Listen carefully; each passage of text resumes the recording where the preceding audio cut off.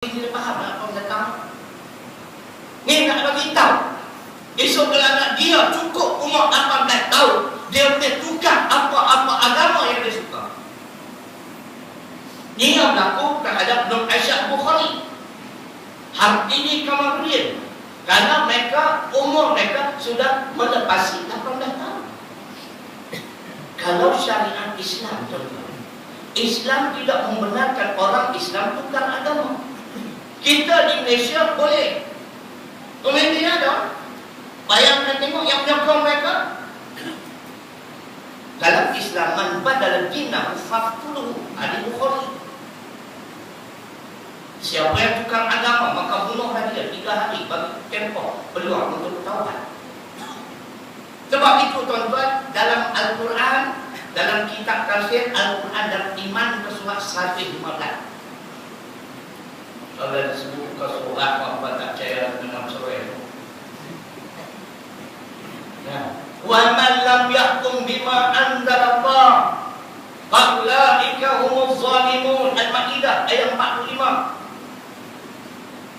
Dan sesiapa yang tidak berhukum dengan apa yang diturunkan oleh Allah, maka mereka tergolong di dalam golongan orang-orang yang zalim. Saya pilih ayat zalim. Dia ada ayat kafir, ada ayat fasik. Saya ambil tengah-tengah.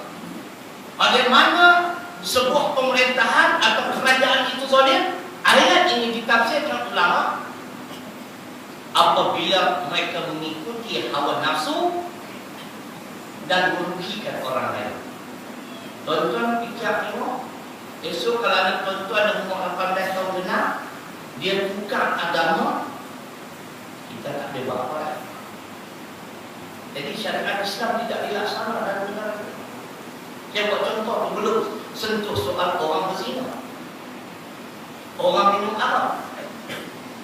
Ada hukuman-hukuman dalam Quran. Kita tak laksana benda-benda ni. Bahkan judi di Malaysia ni, judi ada lesen halal, judi tanpa lesen haram.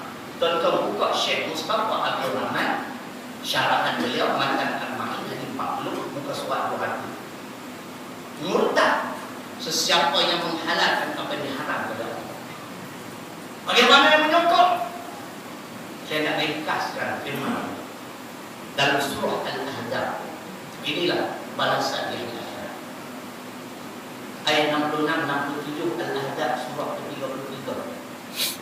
Yauma tuqallabu wujuhuhum finnar yaquluna ya laitana ata'na Allah wa ata'na Rasulah wa qalu rabbana inna ata'na sadatana wa kubara'ana fa adalluna as-sabila. Inilah tuan-tuan satu golongan yang sedang diazab di dalam neraka. Mereka menyesal.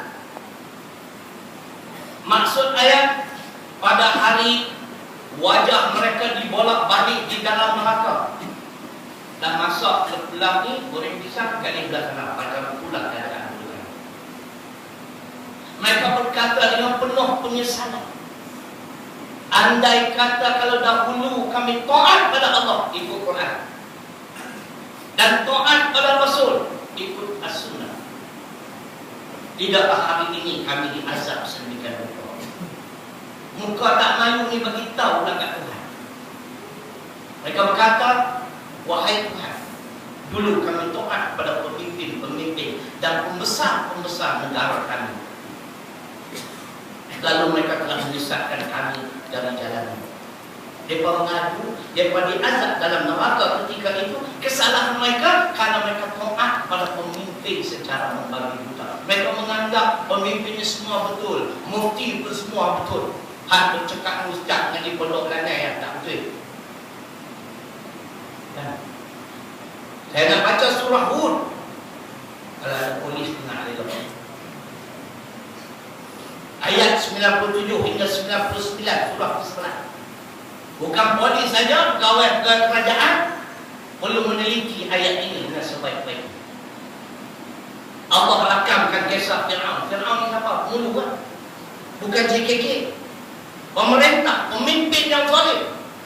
ila fir'aun wa mala'ihi fattaba'u amra fir'aun wa ma amru fir'aun birashid yaqdumu qaumahu yawmal qiyamah fa'awradahum an-nar wa bi'sal wirdul mawrud wa asbi'u fi hadhihi la'nah wa yawmal qiyamah bi'sal wirdul marfud. 97 hingga 99 surah 10 kepada Fir'aun dan pengikut-pengikutnya, penyokong pemimpin yang zalim. Lalu mereka mematuhi arahan Fir'aun, sedangkan arahan Fir'aun itu bukanlah arahan yang betul. Arahan tak betul pun nak patuhi. Taat mutlak Allah Rasul dia, pemimpin dah, ibu bapa pun dah. Ibu bapa kena tengok anak kamu ayat 8. Kalau pah mak gelong tak boleh ikut dia. Itu yang berlaku. Mereka mentaati Fir'aun walaupun perintah Fir'aun itu bukanlah perintah yang betul atau yang benar. Apa yang berlaku tuan-tuan di hari akhirat? Allah merakam di hari akhirat Fir'aun selaku pemimpin yang zalim akan membawa masuk semua penyokong, pengikut setia dia bersama-sama dengan dia memasuki neraka. Itu akhirat boleh jauh. Kita bimbang di dunia. Di dunia, sesiapa yang mematuhi arahan yang tidak betul, Allah kata akan dilaknat di dunia sampai hari akhirat. Laknat makna kehidupan yang tidak selamat. Maka renung-renunglah. Jangan menilai mana dia mufti. 3 minit ini insyaAllah boleh berfikir. Nak baca hadis riwayat Al-Baihaqi, hadis ini hadis hasan. Imam Suyuti berpandangan hadis ini hadis baik, bukan dhaif. Al-ulama umana'ur rusul ala ibadillah ma lam yukhalitu sultan wa yadkhuluna fid dunya wa idza dakhalu fid dunya faqad khanu rusul fa'taziluhum wa'dharuhum. Hadis hasan riwayat Al-Baihaqi. Maksud hadis, ingat dulu, ini tentang ulama. Ulama kata Nabi sallallahu alaihi wasallam adalah amanah kepada para rasul. Innal ulama ataupun al ulama warasatul anbiya. Hadis riwayat Abu Dawud. Ulama pewaris Nabi. Ulama adalah amanah kepada para rasul untuk membimbing hamba-hamba Allah di muka bumi. Selama mana? Dengar lagi. Selama mana ulama itu tidak mendekati pemerintah dan tidak terpikat dengan kehidupan dunia. Ini ulama akhirat. Tak mainlah nak bodek pemimpin. Haram, dia kata haram. Zalim, dia kata zalim. Bukan nak cari ayat Quran macam mufti baca Al-Hujurat ayat 9 nak mempertahankan mereka ni adalah buah ayat itu tak betul. Ayat dia beritahu kita wajib menentang orang yang zalim sehingga dia kembali kepada perintah Allah. Dia bagi kembali, dia menganggap rakyat ni pula orang zalim yang wajib diperangi. Waktu dia menghalalkan darah, satu Malaysia buat laporan tuan-tuan, malangnya tidak disoal siasat. Kalau saya bercakap menghalalkan darah sesiapa, confirm tak lagi tak ada main maaf bawa pin. Oh, ada main maaf. Ni amanah yang dipikul oleh ulama. Tapi ulama macam mana? Ulama yang tidak mendekati pemerintah dan tidak terpikat dengan kehidupan dunia.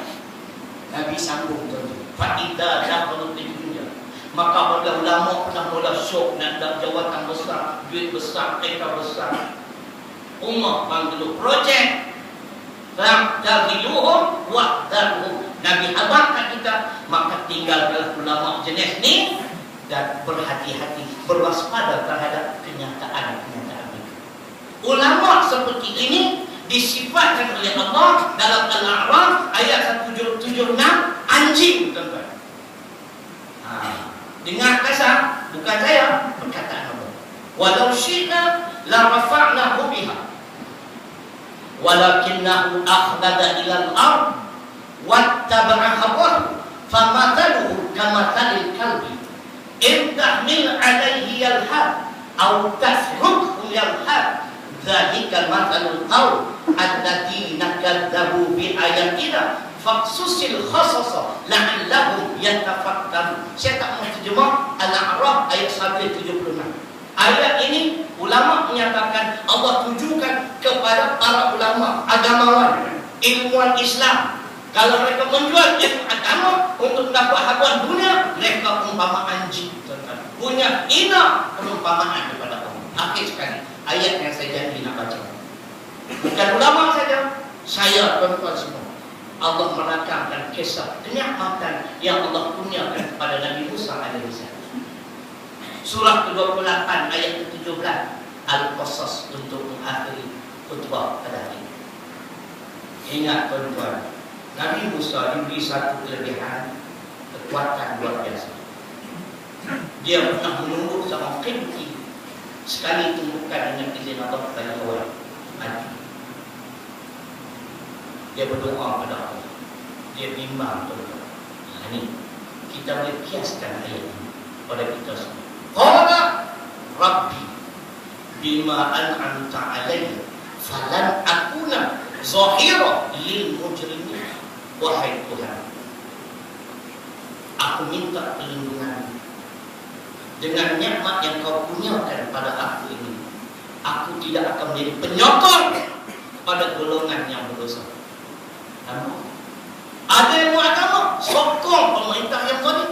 Ini kufur nikmat. Tentu buka ayat yang diterjemah sebagai penyokong. Aku berlindung pada kamu supaya aku tidak menjadi penyokong pada golongan yang bersalah. Surah ke-28 Al-Qasas ayat 17. Apakah balik cek semua ayat saya baca? Tak betul meh, buat saya. Kita pun betul baca. Maka renung-renungkanlah. Yang kaya jangan salah punya guna nikmat pemberian Allah. Yang ada kuasa pun sedemikian. Yang ada ilmu agama, jangan mengambil kesempatan untuk membela kekayaan dengan menjual ilmu agama. Moga-moga memberi manfaat pada saya dari firman Allah. A'udzubillahi minasyaitonir rajim. Wal 'asri innal insana lafi khusr illa alladziina aamanu wa 'amilus shalihaati wa tawassaw bil haqq wa tawassaw bis sabr. Barakallahu li wa lakum fil Qur'anil 'azim wa nafa'ani wa iyyakum bil ayati wa dzikril hakim wa taqabbal minni wa minkum tilawatan innahu huwas samiul 'alim.